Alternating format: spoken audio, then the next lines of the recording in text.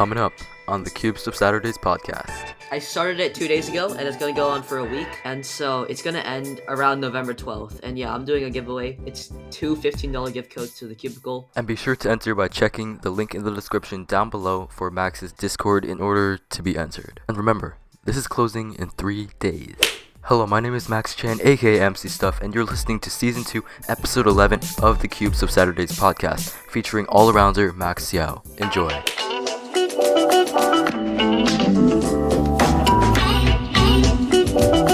Hello everybody and welcome to episode 11, season 2 of the Cubes of Saturdays podcast. I'm your host Max Chen, aka MC Stuff, and today joining me is Jake once again from last episode and the episode before that. And also I have a special guest. We have Max Siauw, I believe that's how you pronounce your name, and so he's currently been to 68 competitions. He has 99 gold medals, 97 silver, and 59 bronze, and he also is 5th in single and average for sum of ranks. So thank you, Max, for coming on the podcast today. Yeah, thanks for having me on. So did I pretty briefly summarize your accomplishments in cubing at least there? And did I pronounce your last name correctly? Yeah, it's pronounced Siauw or Xiao. As long as you get that Yao part at the end correctly, I guess I'm fine with that. And yeah, introduction wise, I think that's good enough. I think I don't mean to be arrogant, but I think most people know at least somewhat a little bit about me, so yeah. And then, alright, so starting from the beginning, like I do with most of the people on this podcast, how exactly did you start picking up the Rubik's Cube? How were you introduced to it first? Yeah, so I actually remember the exact date, which is kind of weird, but I think it was actually April Fool's Day. It was a Friday. I was in 4th grade. Essentially, my friend, his name is Dennis, he just brought a cube to school. It was just a Rubik's brand, and like most people, I just found some sort of interest in it. And yeah, from there, once I went home, I essentially begged my parents over the next few days to get me a cube. And finally, on 2 days later, on Sunday, April 3rd, I got a cube from, I think, Walmart it was. And yeah, from there, I learned from a tutorial, and everything's just been history. Nice. So, and you went to your first WCA competition in 2017, I believe. So, when was that when you first started cubing? What year? Oh, I started in 2016, April of 2016. Okay. So yeah, Yeah, I didn't go to a comp until about 10 months into my cubing career. Okay, well that's insane. How you've improved that much. There's a lot of cubers who haven't gotten up to your caliber, even though they've been cubing for a lot longer. I guess the main thing is just to enjoy yourself with it. I guess the fastest way to improve is just to have fun. I can go more into that later on, but yeah, that's kind of the main answer for now, I guess. Okay, got it. And then also, part of your career is also you got sponsored by the Cubicle. So, do you want to talk about that a little bit more? When exactly did that happen? And did you reach out to them, or did they reach out to you? How did that work? Yeah, so I think it was more early 2019. I think it was after a comp in January called Oregon State 2019. Essentially, I think a few days after that comp, my friend Asher, who's also Team Cubicle, he reached out to me saying that I should apply to the Cubicle because there was some employee there who actually thought about sponsoring me. And so from there, I got extremely motivated. I was extremely excited. I essentially just sent them an email. I waited a few days for a response, and I think I remember getting a response in the car on the way home from school. And I just remember just freaking out, and it was just a really exciting moment for me. But so yeah, I just have Asher to thank for that, and it's really cool to see that he ended up getting sponsored too a few months later. Yeah, so I could take away two things from that. So one, I can tell you have a really good memory. You memorized exactly you pinpoint different parts of your cubing career, how exactly you started, the location. That's insane. And also, yeah, we did have Asher on the podcast, episode 3 of the season also. So he kind of talked about that as well, how he reached out to the Cubicle as well. But I never knew that he inspired you to also reach out to the Cubicle as well. And then now onto your competitive side of this. So I believe Jake and I also want to talk about all around for you because that's something that you're really good at. You're great at many different events. So I just want to ask, how do you balance that, practicing it, and how do you split it up? Yeah, to be honest, I don't think I had a specific strategy as to how I became sort of an all rounder. I think going back to what I was trying to say earlier, it was mostly just me having fun, just being like most preteens, just having a lot of fun with cubing. After school every day, I would do like 10 minutes of homework and immediately I would go into cubing and I would just do as much cubing as I possibly could. Yeah, every now and then I would watch a YouTube video. I'd learn about a cool new puzzle that I really wanted to get, and so I asked my dad for that. And yeah, just it's just this cycle of coming home from school every day, having a lot of fun with cubing, wanting to get more and more puzzles, and eventually, I just started practicing all of the events. And yeah, there's nothing specific to it. It's just that idea of having fun and not stressing yourself out about cubing is really the only way you can improve. Yeah, I 100% agree with that. And then do you have any tips for like practicing in general? I know you said having fun, but like any tips for somebody who wants to become an all-arounder in the future, like somebody listening to this maybe?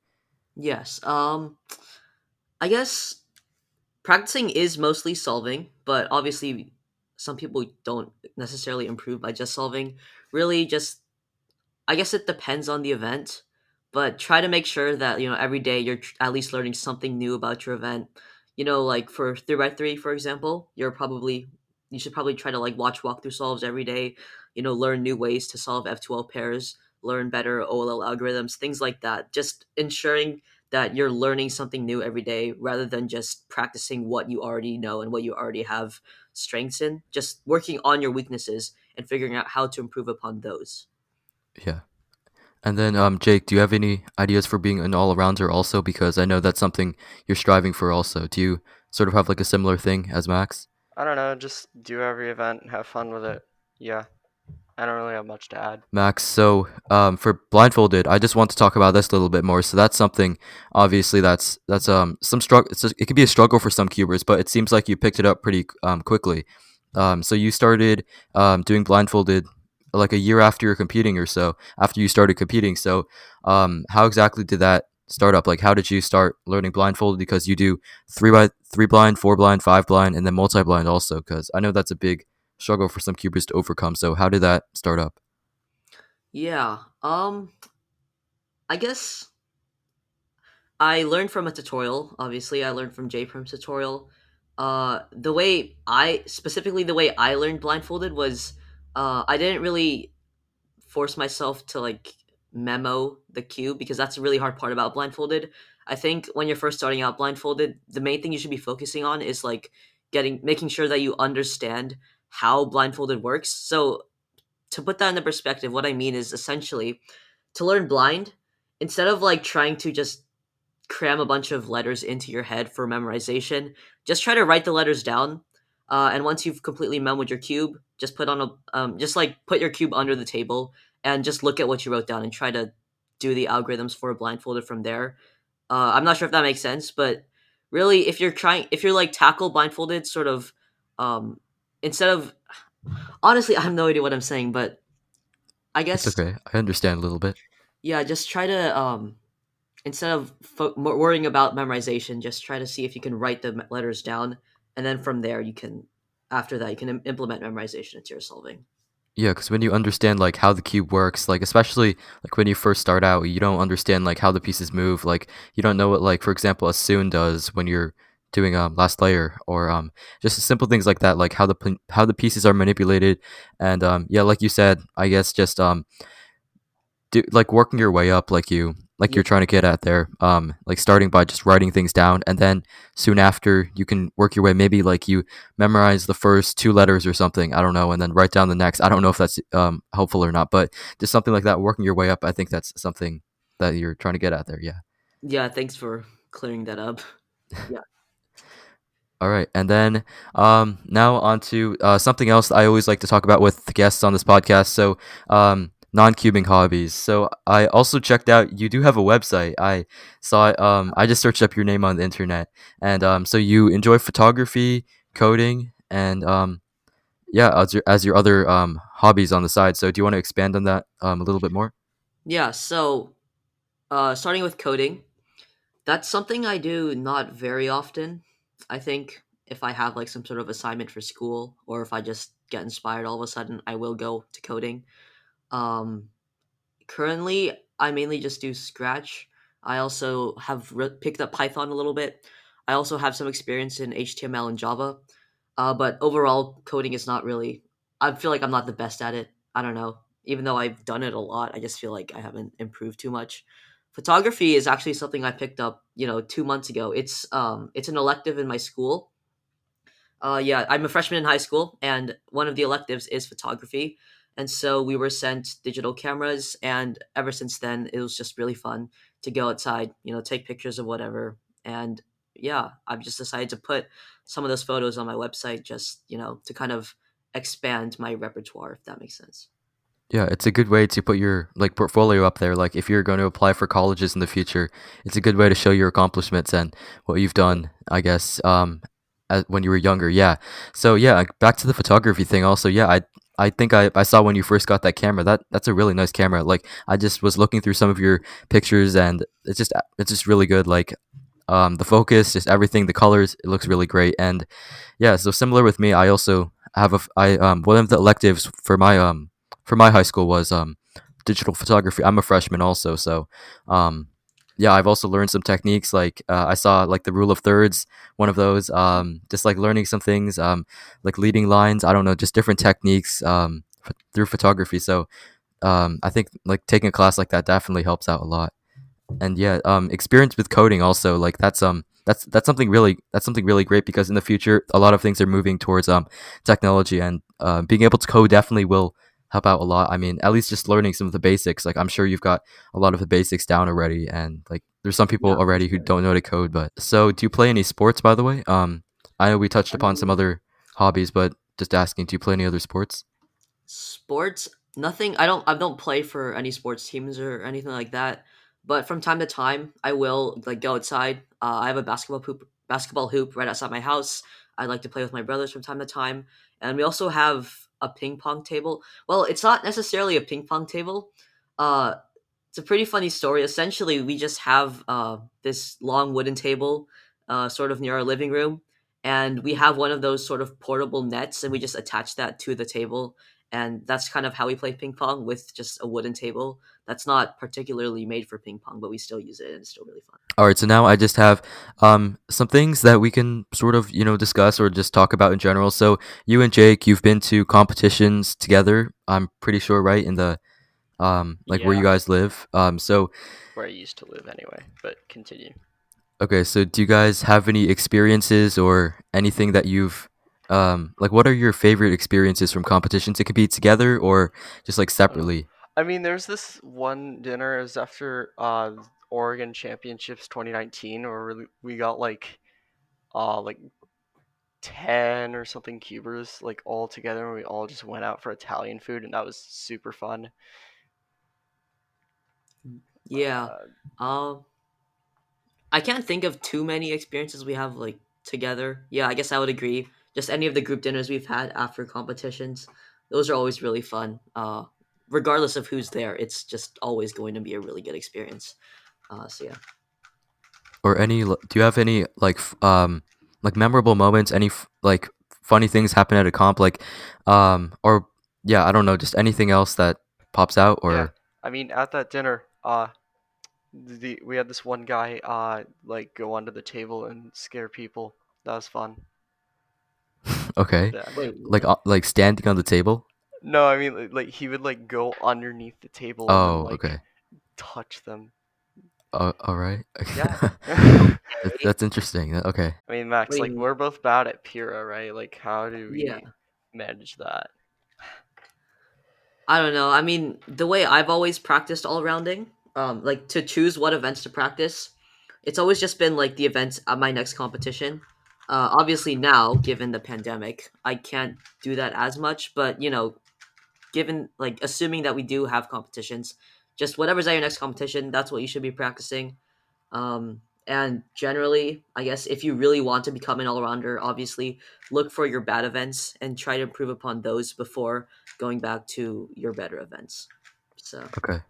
But now I'd say there's not many competitions around. Obviously, like during this pandemic, but what does the average practice session look like for you? Like during this time, it can apply to Jake also. So, for both of you, what does your average practice session look like when you just sit down at Cube?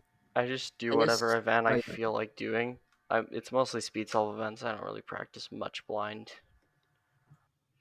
Yeah, I think same for me because there are no competitions that would kind of guide what events I would want to practice. I just practice whatever I want to practice. And given that, what I usually practice is just 3x3. Square one is a close second.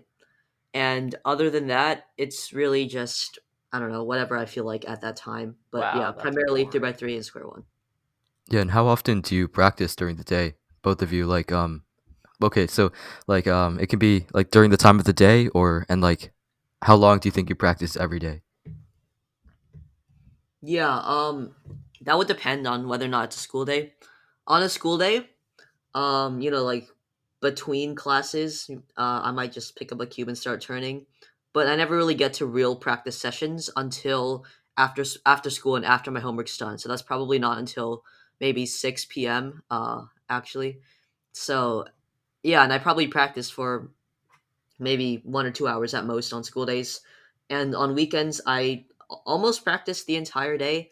I will take breaks here and then to, eat lunch or sometimes play video games or call my friends. But yeah, mostly it's just cubing on weekends. Okay, so now I don't think we've discussed this before, but so your main cube, so you're constantly getting cubes because you're sponsored by the Cubicle. You get new cubes, but as of right now, November 2020, do you want to just go over your mains for like all your events you do, and then Jake, you can go over your mains also because I'm sure Sure. we'd all like to know. All right. 2x2, I use a Volk 2M with MGC 2x2 springs. It makes the cube a lot faster. It's really good. 3x3, I'm currently fluctuating between the WRM 2020, the RS3M 2020, as well as the 11M Pro. Currently, I'm on the RS3M 2020, but I'm still playing around with setups on the 11M Pro since I only got it a few days ago. But yeah, for now, RS3M. 4x4, I use the MGC. 5x5, I use the Volk 5. 6x6, MGC. 7x7, Spark M. Should I go through Blindfolded quickly or? Yeah, you can do that. Okay, Blindfolded. I think I use the Tengen. I haven't practiced much lately. Um, let's see. One-handed, I use the WRM 2020. Clock, I use the Chi clock, of course. Megaminx, I use the Yoohoo V2M. Pyraminx, Bell V2, Scube, Aoyun, and Square One, the Volt V2M. Angstrom. Nice, nice. I And Jake, what guess about you? I'll quickly go through mine's 2x2 Waypo WRM, 3x3 Worm 2020, 4x4 Mystic MGC, 5x5 Outchuang Worm, 6x6 MGC, 7x7 MGC, Pura MS, the Chi MS Pura, Scube Aoyan, Mega Yoohoo V2, and Square One Volt V2, Clock obviously Chi, um, OH Wu Wei, G Wu Wei, blind three blind Tengen. I don't really have 4 or 5 blind mains since I never practice. Yeah, I guess that's it. Okay, nice. I think yeah, I mean, at least we all of us have like I'd say cubes that are pretty relevant. Like I'm sure there's other people out there who don't have like newer cubes, but I think we're fortunate enough to have like cubes that get us fast times, and like Yeah. are still relevant in the community. So um and yeah, so also now another thing I'm kind of curious. So both of you, I know you sort of said it, but let's say the scenario, you have just a day that's completely free. You have like no school, no homework or anything. What does a day in the life look like for you guys from start to finish? Like what time do you wake up and how does your day end? Yeah, I'll start. I'll wake up probably somewhere around like 10:30 a.m. I hate to admit it, but I can be. I'm the type of person who really likes to sleep in. I'm not really an early morning person, so yeah, I'd wake up pretty late. From there, I'm usually on my phone just for 30 minutes to an hour, which I also hate to admit. And then after that, that's when I'll get up. I'll brush my teeth, maybe eat breakfast, and yeah, from there I'll just get onto my computer. start cubing a bunch. I'll probably pull up some YouTube videos, maybe start a video call with my friends, and yeah, it's just a bunch of cubing, calling my friends, and just overall just having fun on my computer. Nice. Jake? Yeah, mine's kind of similar. Usually I get up around 10 because my parents don't really let me sleep later. I'd love to sleep until like 2, but it's not really possible. Uh, I just eat breakfast first thing and then just go right to cubing. I don't know, this can fluctuate a lot. I'll either play like Minecraft a lot throughout the day or cube a lot. It just depends on what I'm into right then. Like today, I played a lot of Minecraft and I didn't cube all that much. Uh, and yeah, I just call with friends. It's pretty Okay. similar to Max's day. And do both of you do online school, or is it in Yep. person? Yeah, I do online. Every day I have about 3 to 4 classes, and they're they can get pretty boring, especially since they're an hour and 15 long per class. So Ooh, yeah, Uh, that's tough. Yeah, yeah, I mine is just like I have like 70-minute periods sometimes. That's just tough to sit through. oof. I yeah. have like just regular. I have like 7 50-minute classes per day. And it's just every day, and it's not like a block schedule or anything. I'll occasionally cube in some of my easy classes. Don't tell my teacher. Yeah, like sometimes if the camera is not required to be on, sometimes I just listen and then have like CS timer pulled up in the background and just like do a couple solves of whatever event. Does that what you guys do sometimes, or I don't know? Yeah, For me, even with my yeah, I camera on, I wouldn't. can still get away with that. Yeah, I wouldn't pull up CS timer, but yeah, oftentimes I will just because I have I have a bunch of cubes on my desk right now. I have probably um I can't count 8 cubes on my desk. And so yeah, the chances are really high that I would pick up a cube and start turning it during class.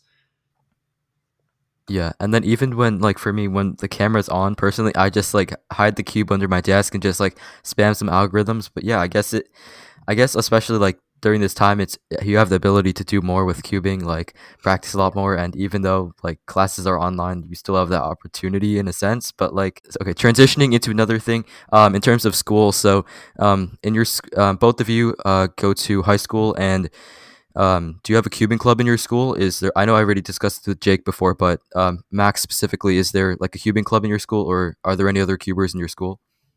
Yeah, so all of the clubs at my school are student run, and so unfortunately there is no Cuban club in my high school. If we were to have a Cuban club, I would have been the one to start one up. But unfortunately, at the time when clubs were being like organized, I didn't feel like starting one. I'm not sure if I regret that decision too much. I think there isn't really a high number of cubers in my school, so I'm not sure it would. I'm not sure if Cuban club would be the best idea just because of the low number of people that do cube in my school. But yeah, in my middle school, I did actually have a cubing club, and unfortunately, that wasn't very successful either. I think on average, we would have like 4 people who would attend, and so I think that was part of the reason why I decided not to do one in high school. But that might Oh, change okay, next year. Yeah, okay. Yeah, I mean, well, it could be something also where you like teach the people who want to know how to solve the cube to solve the cube as well. And I don't know, maybe it could just be something like that. But that's an interesting perspective. Like normally when I talk to people, they're enthusiastic about starting a club or something. So yeah, that's a different take. I didn't expect that. yeah. Now onto a different segment on this podcast. I asked some of the viewers to list some questions for Max to answer from Discord. So I have two questions here.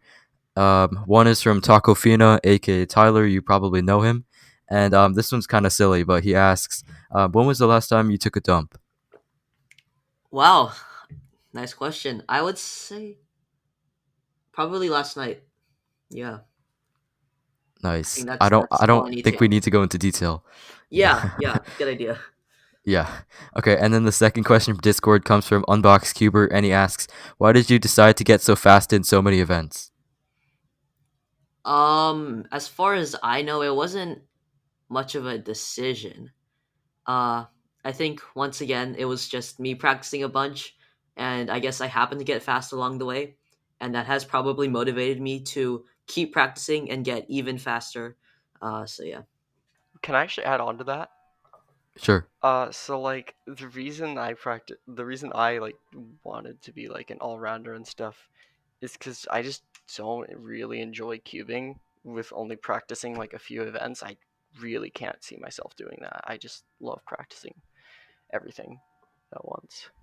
Yeah, I agree with that. So like there's and it also shows like that you're a lot like I know like you're well rounded also like in a sense that you're like more accepted and not accepted in the community but like you're more well known because you're better at like different events like your rankings move up higher especially in some of ranks. And yeah, oh, this is just like a side question also, but Max and Jake, do you both focus on like some of ranks when competitions were like up before, like was that something you were conscious of or it was just something that was like just around?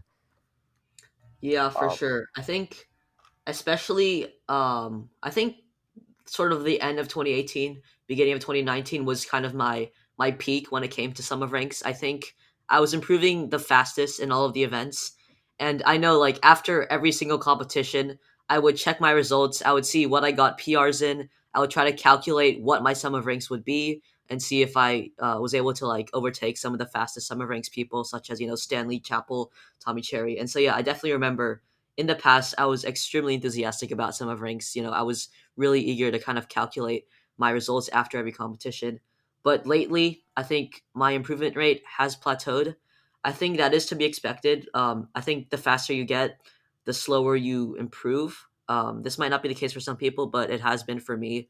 But regardless, I'm still really happy of how far I've been able to come in terms of sum of ranks. Yeah, yeah, Jake, what about you? yeah. So I was really into some. Well, I'm still really into some of ranks because I'm still improving quite a bit in most events. Uh, Sort of where Max was in like late 2018 and 2019, except there aren't any comps. I really started thinking about it in like late 2019, early 2020, because I honestly didn't know that much about it before then. And when I like first started competing, I just kind of did every event because I found it fun. I didn't know much about some of ranks. Yeah, Okay. Yeah, and I feel like sometimes when you don't know about it, like I guess it doesn't put as much pressure on you in a way because then you're not constantly thinking about it and it's something that you always don't have to keep in your mind. But I mean wouldn't really I say mean it's. it's also something to look at. Yeah. I wouldn't really say it's pressure. Yeah, it's still fun. Yeah. It's a good, yeah, for some it's a good metric to look at. Would you say that when comps start back up, you guys would break all your PBs? Absolutely. First comp I go back, I'm probably gonna shatter like all of them. All of my official results right now are very outdated. So As for me, my results are not outdated, which is kind of a bad thing. In some events, like Square One and Clock, my PRs are still pretty good for me, but I'm definitely more capable of beating them than I was before. But like regardless, I'm still really happy with all my PRs. I don't expect to improve all of them by an extreme margin the very first comp I get back. But yeah, I do expect to break at least a few PRs within my first few comps back. But yeah, not to like Jake's extent. Okay. Yeah. And then one other thing, sorry, my tongue got tied there. When you practice, you guys said that you mainly do solves, is that correct? Or how often do you learn algs in general? Because I know that's something important, but doing solves is also important. So how often do you learn algs? Yeah, um, most of my practice is solves. Recently, I think some people know I've actually started like a ZBLL series.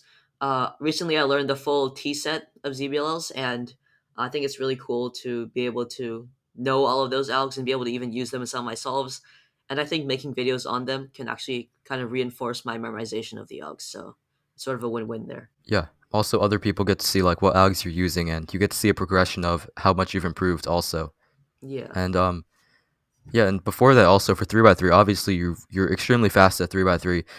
Before that, how much ALGs did you know? Like, I'm pretty sure you knew full OLL and PLL, but did you know COLL or what other subsets do you know?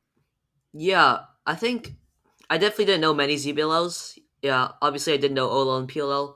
I also knew all the COLL algs except for the student and anti-student sets. And other than that, it's just basic ZBLLs. But yeah, I don't really, before I learned TZBLL, I didn't really know as many algs as I think most people would think I would know, if that makes sense. So yeah. Okay. And then Jake, what about you? How many ALG sets do you know for 3x3? For 3x3, I use just standard oil PLL. Think like half of COL, although honestly, COL is kind of bad depending on the case.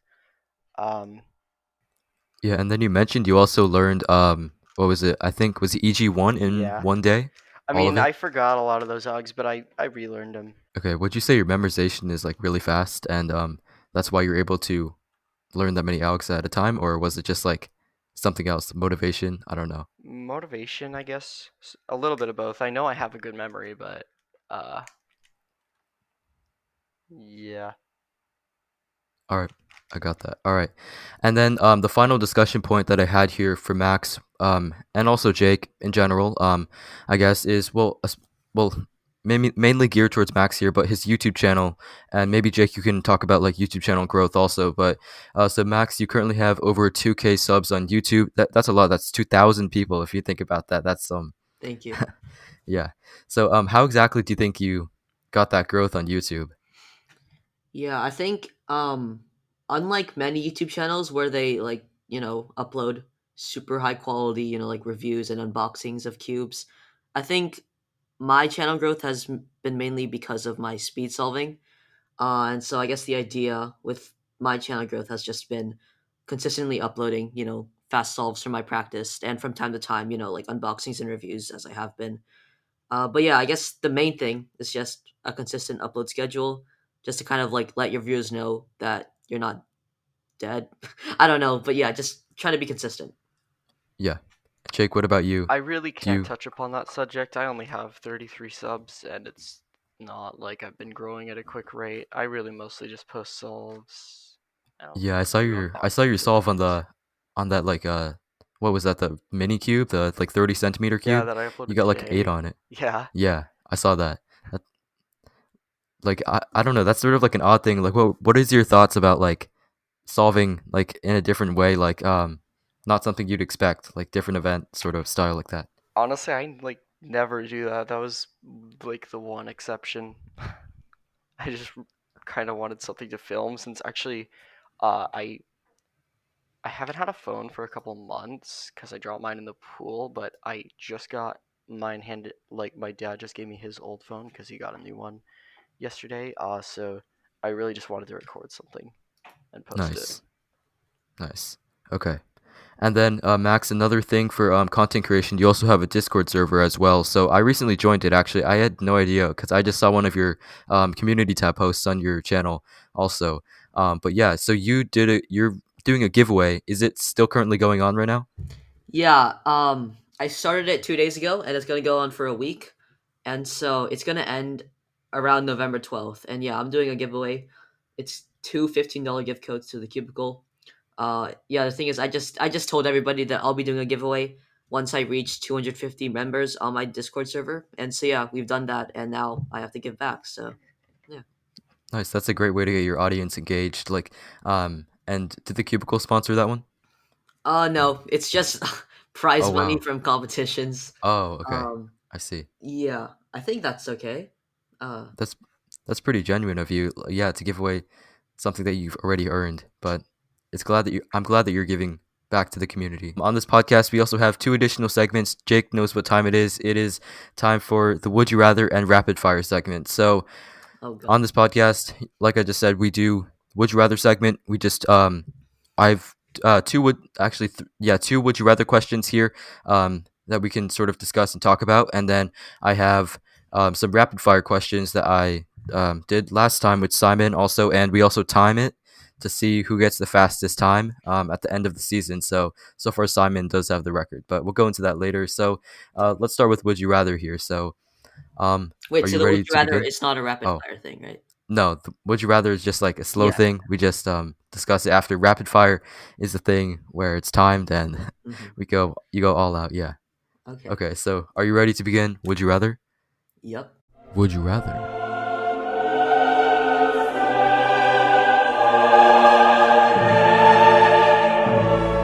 Okay. All right. Would you rather give up all side events or all big cubes? Like as in like practicing it. Big cubes. Should I explain why? Yeah, yeah. Oh, you Yeah. intrigue me. Mainly, sorry, Jake. Yeah, Jake does a lot of big cubes. Because Square One is by far my best event. It's one of my main events that I practice. And so yeah, giving up, big cubes, which I'd assume to be 5, 6, and 7, that wouldn't be too much of a loss. Just because nowadays at least I'm practicing six Square One a lot more than big cubes, and so it'd be a lot easier to give those up. Okay. And then Jake, do you want to explain your point because you sort of have an opposite view Yeah. about Max? Yeah. Um, I don't like doing side events except for Mega and maybe Clock just because of the G. Uh, I just practice a lot of big cubes and I've been improving pretty quickly, so I really can't give those up. Okay. Yeah, it's just a point of perspective there. Yeah. The second would you rather question I have is would you rather only be able to cube 1 week before an official competition or never be able to go to a competition again but still be able to cube? Um, Only cube 1 week before a competition, probably. Honestly, that's a pretty hard one, but I think yeah, I would probably say that just because, as I've sort of mentioned a few times earlier, competitions are just my primary source of motivation by far. Without competitions, like for one thing, I don't really know what events to practice. Another thing about competitions is, that aspect of being able to compete and get a personal record and seeing that improvement and all of that practice actually pay off, and also the social aspect of competitions, where you get to meet some of your closest friends and sometimes have a group dinner with them. I think I wouldn't want to give those up, even if that means having to practice not nearly as much. Mm. Okay. I see. And what would you do like with that extra time on your hands like when you're not practicing a week before the competition? Yeah, that's actually interesting to think about. I guess I would dedicate my time to other hobbies, maybe like re-pick up coding and just see if I can, instead of cubing, see if I can replace that with a hobby that's maybe really useful or productive. Who knows? Yeah. And then Jake, what about you? Have you I think we've gone over this, but do you want to just explain your answer for this also? Yeah, so we did already go over this, but I said only cube 1 week before a comp because like before COVID, I was going to comps fairly consistently, so I wouldn't be losing like an insane amount of practice. And really, like comps are just so much fun, and I can't lose them. Yeah. Yeah, you have the same point as Max. Yeah, I definitely say the same thing as well. Because competitions, yeah, it's a great social interaction. Being able to talk to other people and just compete. It's just fun to have that competitive aspect as well. Now it is time for the rapid fire segment. Rapid fire.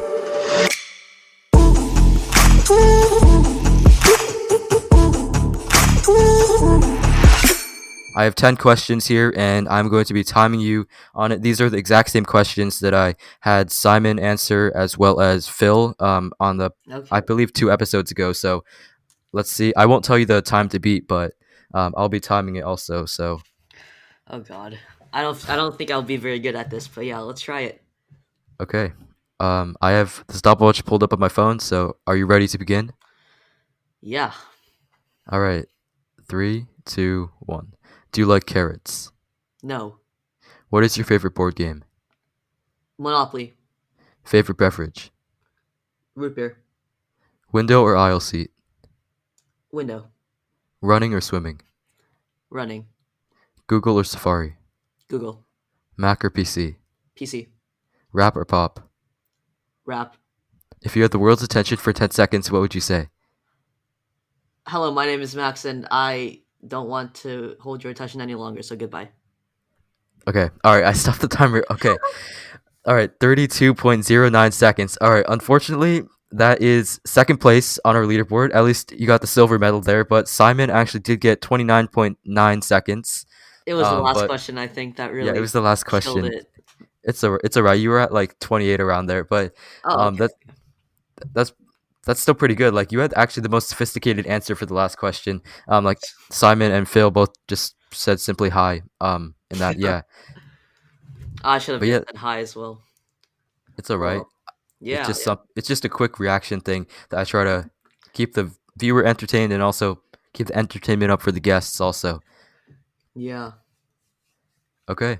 And that wraps up everything on my list here. So, Jake, is there anything else you wanted to add? Any discussion points, questions before we wrap up? No, that should be it. All right. So, thank you both for coming on the podcast today. And lastly, Max, where can people find you on the internet? On my YouTube channel, which is just Max Siauw. Instagram also Max Siauw, no spaces or no underscores or anything like that. Twitch Max Siauw. My Facebook is Max Siauw, and my Discord is Max space Siauw, and then the number is 6407. But you don't have to add me if you don't want to. But yeah, that's just it. Okay. Nice. Everything is so universal there, so it's really easy to find you. Yeah, I'll definitely be sure to plug that in the show notes. And Jake, would you also like me to plug your same things that I did the past couple times as well? Sure, go ahead.